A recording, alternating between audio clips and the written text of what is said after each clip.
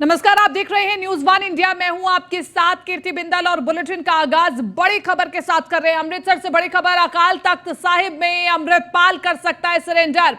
अमृतपाल सिंह ने पुलिस के सामने 3 शर्तें रखी हैं। उसकी गिरफ्तारी को सबसे पहले तो आत्मसमर्पण दिखाया जाए, गिरफ्तारी के बाद उसे पंजाब के जेल में ही रखा जाए, गिरफ्तारी के बाद पुलिस उसके साथ मारपीट ना करे। ये सूत्रों के हवाले से आपको खबर बता रहे हैं, जिसमें 3 मांगे अमृतपाल की ओर से रखी गई है।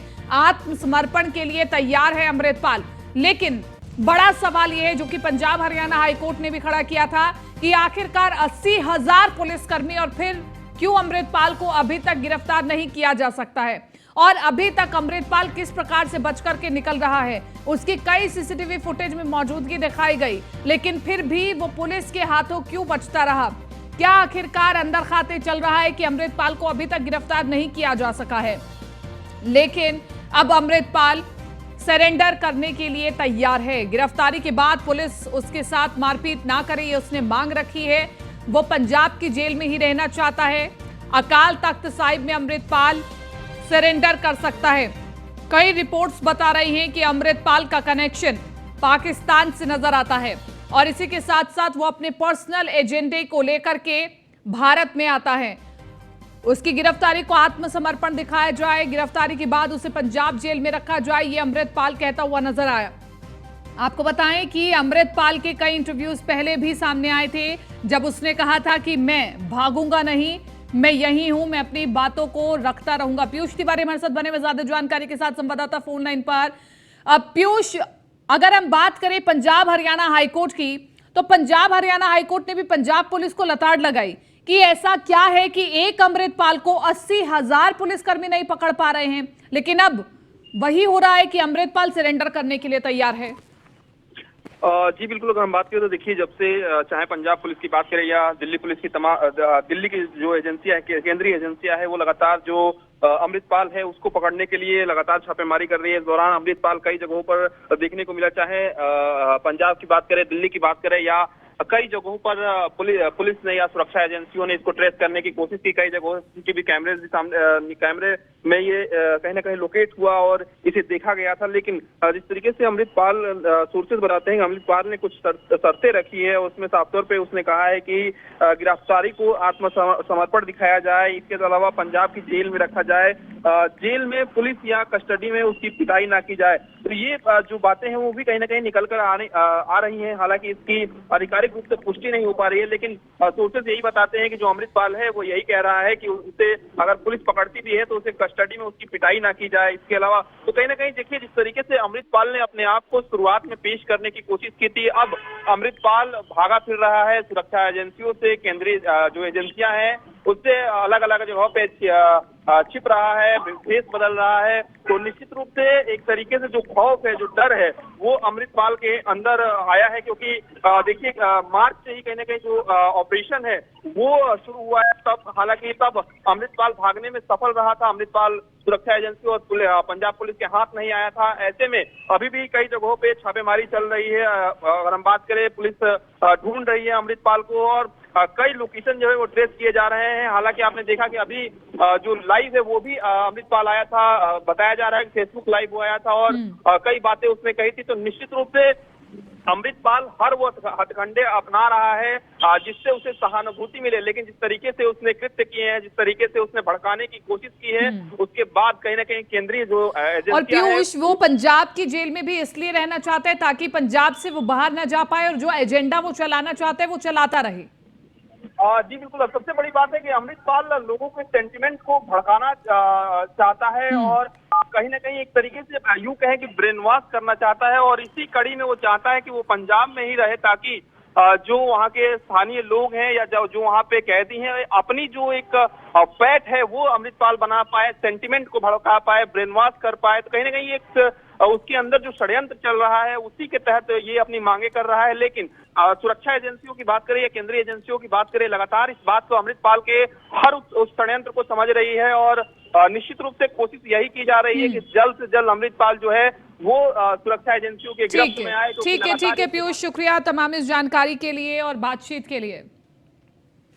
और खबर है कि अमृतपाल सिंह श्री दरबार साहिब दरबार के अकाल तख्त में सरेंडर कर सकता है और इसके लिए श्री दरबार साहिब के रास्ते में भारी संख्या में पुलिस बल भी तैनात किया गया है।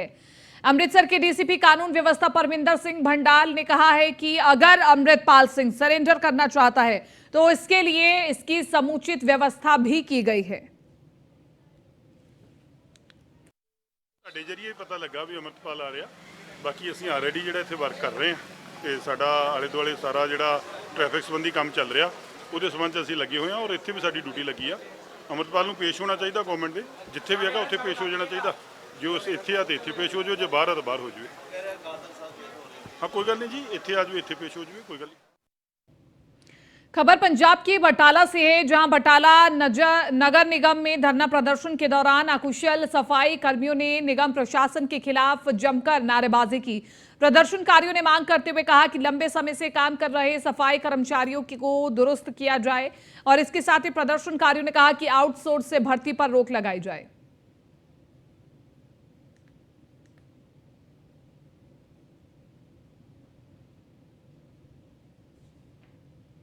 गाइडलाइंस है बिकॉज सरकारी भर्ती हो रही है, so we can not restrict particular section कि ਤੁਸੀਂ ਇਹਦੇ 'ਚ ਨਹੀਂ ਅਪਲਾਈ ਕਰ ਸਕਦੇ। ਇਹਦੇ 'ਚ ਆਪਾਂ ਇੱਕ ਪ੍ਰੋਪਰ ਮੈਰਿਟ ਸਿਸਟਮ ਬਣਾਇਆ ਹੋਇਆ ਹੈ, ਹਰ ਚੀਜ਼ ਦੇ ਮਾਰਕਸ ਹੈਗੇ ਆ।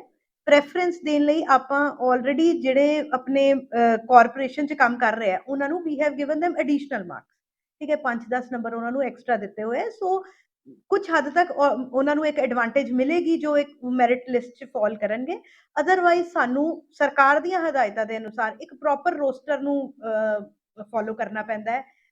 ਕੁਝ ਪੋਸਟਾਂ ਜਨਰਲ ਕੈਟਾਗਰੀ ਦੀਆਂ ਹੈਗੀਆਂ, ਐਸਸੀ ਕੈਟਾਗਰੀ ਦੀ, ਓਬੀਸੀ ਕੈਟਾਗਰੀ ਦੀ, so we will have to follow the process. ਸਮਾਜ ਦਾ ਜਿਹੜਾ ਹੱਕ ਆ ਨਾ, ਮੌਜੂਦਾ ਸਰਕਾਰ ਜਿਹੜੀ ਆਮ ਆਦਮੀ ਪਾਰਟੀ ਸਰਕਾਰ ਆ, ਜਿਹੜੀ ਕਹਿੰਦੀ ਆ ਵੀ ਅਸੀਂ ਹਰ ਵਰਗ ਵਾਸਤੇ ਬੜਾ ਵਧੀਆ ਸੋਚਦੇ ਪਏ ਆ, ਪਰ ਦਲਿਤ ਸਮਾਜ ਦੇ ਨਾਲ ਉਹ ਸਿੱਧੇ ਧੱਕਾ ਕਰਦੇ ਪਏ ਨੇ।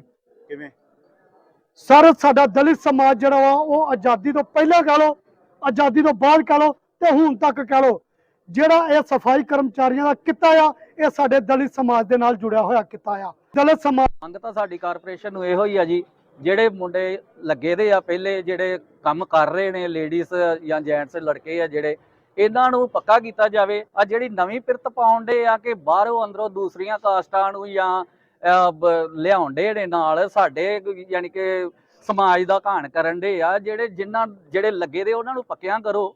315 ਪੋਸਟਾਂ, 315 ਦੀਆਂ 15 ਸਫਾਈ ਸੇਵਕ ਹੈਗੇ ਨੇ, ਲੱਗੇ ਦੇ ਨੇ, ਉਹਨਾਂ ਨੂੰ ਰੈਗੂਲਰ ਕਰੋ, ਪੱਕੇ ਕਰੋ, ਠੀਕ ਹੈ ਜੀ। ਜੇ ਨਹੀਂ ਮੰਨੀ ਜਾਂਦੀ ਮੰਗ ਫਿਰ ਅਸੀਂ ਹੋਰ ਸੰਘਰਸ਼ ਨੂੰ ਤੇਜ਼ ਕਰਾਂਗੇ ਜੀ। ਕਾਨੂੰਨੀ ਕਾਰਵਾਈ ਵੀ ਕਰਨੀ ਪਈ, ਅਸੀਂ ਕਾਨੂੰਨ ਦੇ ਦਰਵਾਜ਼ੇ ਵੀ ਖੜਕਾਵਾਂਗੇ। ਇਹ ਨਵਾਂ ਕੰਮ ਸ਼ੁਰੂ ਹੋਣ ਡਿਆ ਵਾ, ਜਦ ਕਿ ਸ਼ੁਰੂ ਤੋਂ ਲੈ ਕੇ ਅੱਜ ਤਾਈਂ ਸਾਡਾ ਸਮਾਜ ਕੰਮ ਕਰਦਾ ਆਉਣ ਡਿਆ ਵਾ। ਲੱਗੇ ਵੀ ਪਏ, ਆਲਰੇਡੀ ਲੱਗੇ ਨੇ। यूपी की 2 सीटों पर उपचुनाव की घोषणा हो चुकी है और इसे लेकर के न्यूज वन इंडिया ने रामपुर से सांसद घनश्याम सिंह लोधी से खास बातचीत की। आपको सुनवाते हैं। आजम खान के बेटे अब्दुल्ला आजम की स्वार सीट से जो सदस्यता है वो कहीं न कहीं उनकी रद्द हुई थी। उसके बाद आज चुनाव आयोग ने ऐलान किया है कि स्वार सीट पर उपचुनाव कराए जाएंगे। इसकी तारीखों का भी ऐलान हो गया है। 10 मई को फिर से वहां पे उपचुनाव कराए जाएंगे। हमारे साथ बातचीत करने के लिए रामपुर से बीजेपी सांसद घनश्याम सिंह लोधी जी हैं। सर, उपचुनाव के लिए तारीखें आ गई हैं, चुनाव आयोग ने घोषणा कर दी है, किस तरीके से देखते हैं आप, क्या कुछ तैयारी रहने वाली है खासतौर पे बीजेपी की? देखिए, पहले तो चुनाव आयोग की तारीखों का हम स्वागत करते हैं, क्योंकि सही समय पर ये चुनाव कराया जा रहा है। और मैं समझता हूँ भारतीय जनता पार्टी जिस दिन से चुनाव जीतती है ना, उसी दिन से दूसरे चुनाव की तैयारी कर देती है। तो हमारे कार्यकर्ता आज तैयार हैं पूरी तरह से और इस चुनाव को हम जीतेंगे, 100% हम जीतेंगे। क्योंकि पहले भी जो हमारी शहर विधानसभा थी वो जीती हमने, लोकसभा जीती, अब ये तीसरा उपचुनाव है रामपुर में थोपा हुआ, लेकिन इसे भी हम जीतने जा रहे हैं। सर, रामपुर की बात करें तो पहले कहा जाता था कि आजम खान का गढ़ है, बीजेपी किले नहीं भेद पाएगी, लेकिन जिस तरीके से नतीजे आए कहीं ना कहीं उसमें काफी बदलाव भी देखने को मिला, बीजेपी ने बेहतर किया। आपको क्या लगता है, स्वार सीट पर उपचुनाव होगा तो क्या बीजेपी जो हाल फिलहाल में जिस तरीके से बीजेपी ने नतीजे दिए हैं वो उसको दोहराने का प्रयास करेगी? देखिए, भारतीय जनता पार्टी की उत्तर प्रदेश में सरकार है और माननीय योगी के नेतृत्व में वो सरकार चल रही है। इसी प्रकार हमारे केंद्र में माननीय मोदी जी के नेतृत्व में सरकार चल रही है। तो हमारे योगी जी के और माननीय मोदी जी के नेतृत्व में जो सरकारें चल रही हैं उससे प्रभावित होकर जनता एक तरफा भाजपा के पक्ष में मतदान करना चाहती है और इसका रिजल्ट आपने देखा। पहले लोकसभा जिताया हमारे रामपुर का, अब दूसरा शहर विधानसभा जिताई, अब तीसरी स्वार विधानसभा होने जा रहा है चुनाव। ये भी हमें उम्मीद है पूरी जनता तन मन धन से हमें चुनाव लड़ाई। सर, एक आखिरी सवाल रहेगा कि चूंकि अब लोग उम्मीद लगाएंगे कि बीजेपी से या बीजेपी के सहयोगी दलों से प्रत्याशी कौन होगा, क्या इस पर मंथन होगा, किस तरीके से चर्चाएं होगी, किसको मैदान में उतारने की तैयारी कर रही बीजेपी? देखिए, ये पार्टी का हमारा बड़े नेताओं का निर्णय है कि अपने पास सीट रखती है पार्टी हमारे, जो गठबंधन था गठबंधन को देती है।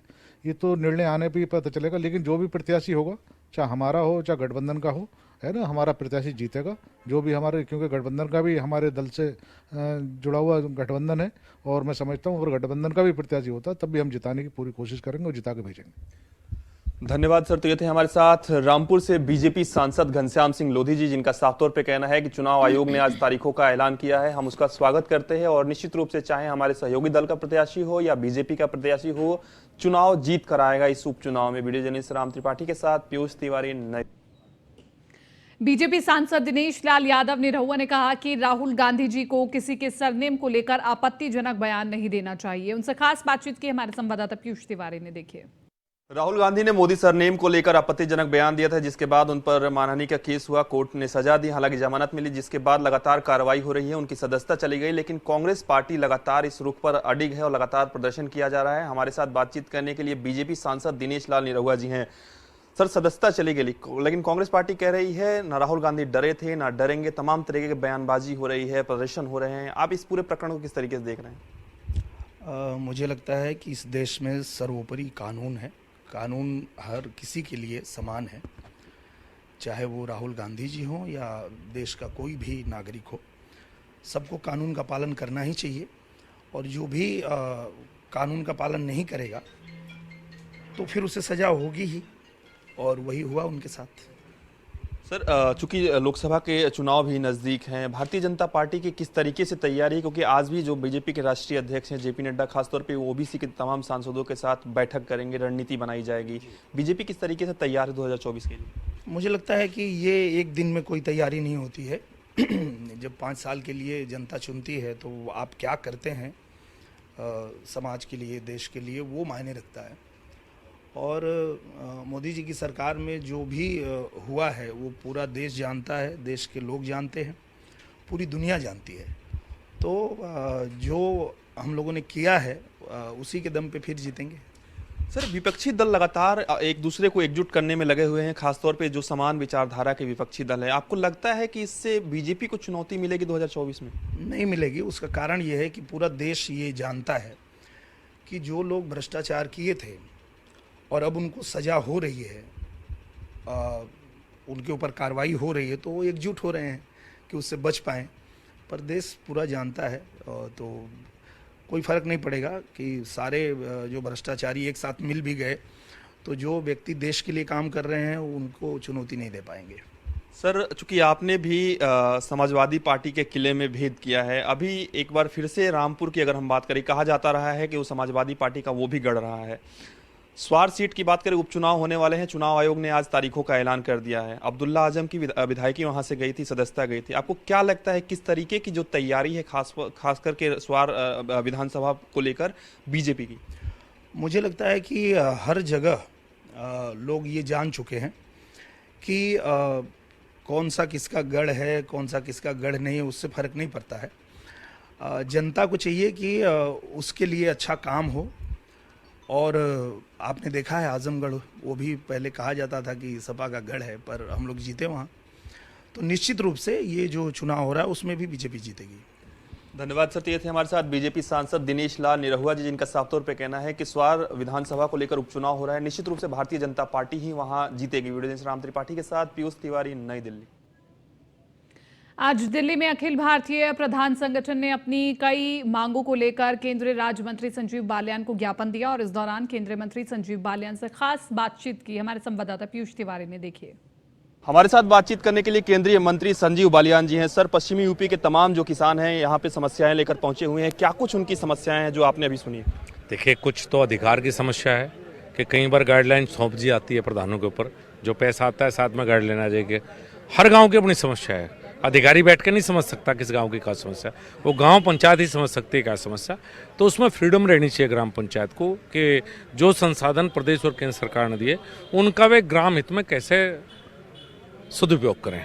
दूसरी छोटी पंचायतों के ग्रांट की समस्या है, चूँकि पिछले कुछ दौरान से शौचालय का या मानदेय का जो एक सहायक रखा गया और तरह के खर्च बढ़े हैं और शायद इतना पैसा उनमें नहीं जा पा रहा। दूसरी समस्या है, दोनों समस्याओं के बारे में आदरणीय मुख्यमंत्री जी से और ग्रामीण विकास मंत्री चूँकि मुजफ्फरनगरी आएंगे तो बातचीत करके हम कुछ न कुछ इनका हल निकालने का प्रयास करेंगे।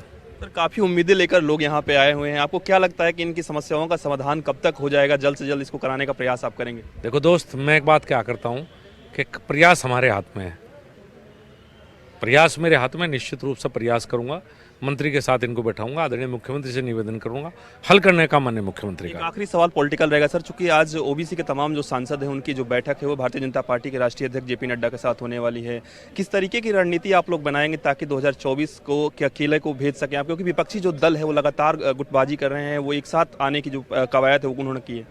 देखिए, जो कमज़ोर है वो आते ही हैं। आज भारतीय जनता पार्टी इतनी बड़ी पार्टी है, जो कमज़ोर दल हैं छोटे छोटे वो साथ आएंगे और रणनीति तो राष्ट्रीय अध्यक्ष बनाएंगे। हम तो रणनीति के पालन करने वाले लोगों में से हैं।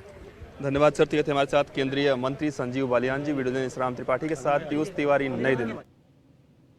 पुणे के symbiosis institute of management studies campus range hills खिड़की में एमबीए छात्रों के लिए आवासीय परिसर का उद्घाटन केंद्रीय रक्षा मंत्री राजनाथ सिंह ने किया। संबोधन के दौरान रक्षा मंत्री ने कहा कि भारत प्राचीन काल से नियोजन के विषय का अध्ययन करता आ रहा है। हमारे ऋषियों ने भी हमें यही सिखाया है किस तरह का व्यवहार करना चाहिए।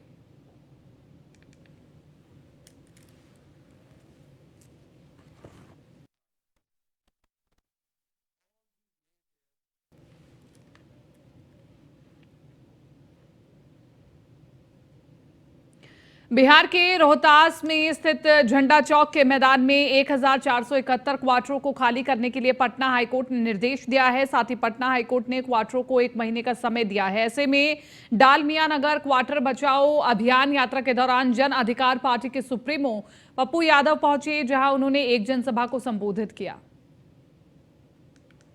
नगर में जो 50 साल से लोग रह रहे हैं, जिसको पहले कोर्ट कहती है आप भाड़ा दीजिए, बिजली जोड़ देता है और उसके राइट्स देते हैं, जब हम टैक्स पे हो जाते हैं, जब हमारा राइट होता है, हमारे बच्चे जब जीने लगते हैं, तब हमारे भीतर डर और अभाव हो जाता है। फिर आत्महत्या के अलावे क्या रास्ता बचता है आम आदमी के पास? उसके बच्चे कैसे जिएंगे? क्या हम उसको बेघर कर देंगे?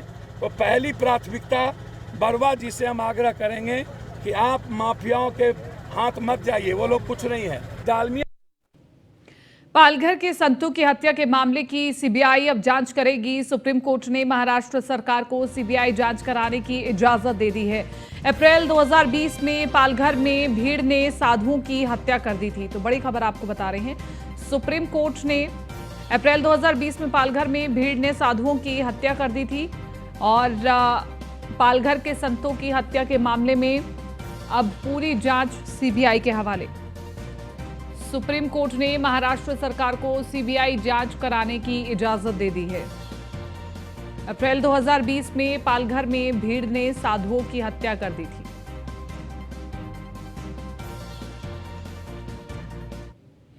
कोरोना एक बार फिर से देश में पैर पसार रहा है। देश के कई राज्य कोरोना को लेकर के अलर्ट मोड पर है। इसके लिए शासन प्रशासन की ओर से कोविड के खिलाफ युद्ध स्तर पर तैयारियां चल रही हैं।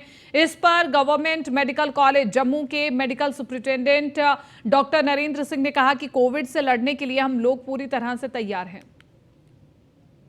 देश भर में कोरोना की आहट के बाद केंद्र सरकार से लेकर राज्य सरकारें हुई एक्टिव। इन सब पर बात करने के लिए आज हमारे साथ खास मेहमान हैं।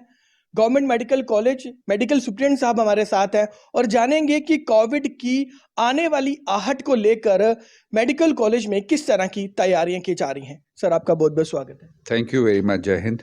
सर, सबसे पहले तो मैं जानना चाहूँगा कि कोविड की जो लहर की दस्तक देश भर में दी जा रही है और कहीं लोग पैनिक भी हो रहे हैं, तो उसमें गवर्नमेंट मेडिकल कॉलेज में किस तरह की तैयारियां की जा रही है?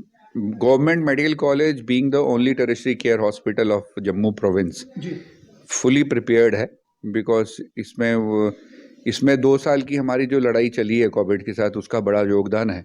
आज मैं अपने से ज़्यादा मैं पब्लिक के ऊपर भरोसा रखता हूं, क्योंकि उनको मालूम है कि इसको कैसे हराया जाता है। पर फिर भी जैसे आपने कहा कि एक इंडिकेशन जैसी है पब्लिक में कि पॉजिटिविटी बढ़ रही है। इन्फ्लुएंजा लाइक पिक्चर भी है, कुछ सब एक्यूट रेस्पिरेटरी इन्फेक्शन भी है, जो कि टेस्टिंग पे पॉजिटिविटी की तरफ जा रहा है। और गवर्नमेंट ऑफ इंडिया ने हमारे ऑनरेबल प्राइम मिनिस्टर जी ने 1 हफ्ता पहले एक रिव्यू किया, जिसमें उन्होंने कुछ इंस्ट्रक्शंस हमें पास की। और उसके बाद डे बिफोर येस्टरडे हमारे कैबिनेट सेक्रेटरी जो हेल्थ के हैं भूषण सर, उन्होंने एक मीटिंग ली। और कल हमारे जो एडमिनिस्ट्रेटिव सेक्रेटरी हैं भूपेंद्र सर, उन्होंने एक प्रेपरेटरी मीटिंग ले ली और कुछ इंस्ट्रक्शंस जो हमें पास करी हैं वो हम आपको बता देते हैं। इसमें उन्होंने कहा है कि जो इन्फ्लुएंजा लाइक पिक्चर है, जिनको खांसी जुकाम नज़ला जैसी कोई बीमारी है, तो उनकी टेस्टिंग हमें बढ़ाने के लिए कहा गया। और टेस्टिंग की मात्रा हम लोग अब RT-PCR की तरफ जाएंगे। साइमल्टेनियसली हमारे यहाँ पर जिनोम हो रहा है अब स्किम्स में, तो वहाँ पर सैंपल्स भेज के हम लोग ये भी जानेंगे कि वो कौन सा स्ट्रेन है जो अभी आ रहा है। और उसके साथ साथ में उन्होंने कहा है कि कोविड अप्रोप्रिएट बिहेवियर, जो कि शायद हम थोड़े से बेफिक्री पोजीशन पे चले गए थे, उसको फिर से हमें इम्प्लीमेंट करना। निलंबित विधायक अब्दुल्ला आजम खान को सुप्रीम कोर्ट से राहत नहीं मिली है। सुप्रीम कोर्ट ने अब्दुल्ला आजम की दोष सिद्धि पर रोक लगाने से इनकार कर दिया है। और आपको बताएं कि सुप्रीम कोर्ट ने मामले को लेकर यूपी सरकार से जवाब मांगा है। यूपी सरकार को सुप्रीम कोर्ट ने याचिका की कॉपी देने को कहा। मामले में अगली सुनवाई 5 अप्रैल को होगी। तो बड़ी खबर आपको बता रहे हैं इस वक्त की यूपी सरकार को सुप्रीम कोर्ट ने याचिका की कॉपी सौंपने के लिए कहा है और मामले में अगली सुनवाई 5 अप्रैल को होगी। तो इस वक्त की बड़ी खबर आपको बता रहे हैं, निलंबित विधायक अब्दुल्ला आजम खान को सुप्रीम कोर्ट से राहत नहीं है। सुप्रीम कोर्ट ने अब्दुल्ला आजम को दोष सिद्धि पर रोक लगाने से इनकार कर दिया है।